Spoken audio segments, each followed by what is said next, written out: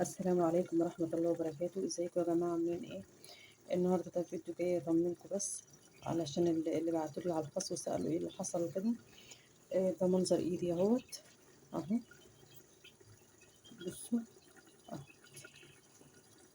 يعني انا دلوقتي الفيديو اللي انا عاملاه ده بس انا عشان اوريكم بس اللي انا وصلت له مش اكتر. يعني مفيش اي حاجة ان انا ايه هعملها. انا بطبخ يس يعني ايه وانا بعمل كده. اللي حصل اللي هو يومها انا عملت فيديوهين. اول فيديو جيت انزله يعني مش عارفه ايه اللي حصل. المهم ان هو اتمسح مني يعني. خلاص تمام، ده كان بالنهار تمام. جيت بالليل بقى بنعمل الفيديو كده واحنا قاعدين، الجو برد طبعا وشتا وكده، فولادي طلبوا مني ان انا اعمل لهم حاجه حلوه. فقلت خلاص هعمل لهم اللي هي البقلاوه او الزلابيه يعني زي ما كل حد بيسميها. قلت خلاص هعملها، فخلاص عملتها. كنت بصور برضو. عملتها وبدات ان انا احمر فيها وتحمر منها كميه يعني وكده. فجيت كان فاضل يعني مفيش بقى يعني حوالي 10 وحدات بس.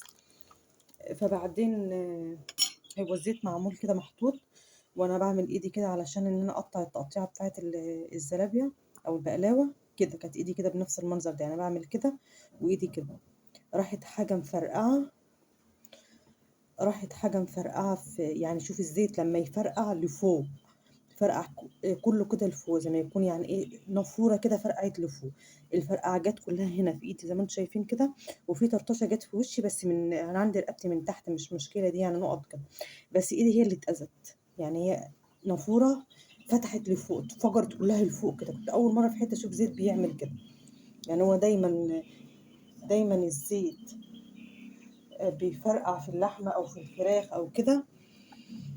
بس ده اول مره ان انا اشوف زيت بيفرقع زي النافوره بيطلع لفوق كله يعني لو ايدي هي محطوطه كده كان كله جه في وشي، كان وشي اتاذى. فالحمد لله انها جت على قد كده، هي ايدي بس اللي اتاذت شويه هيك، فالحمد لله انها جت على قد كده.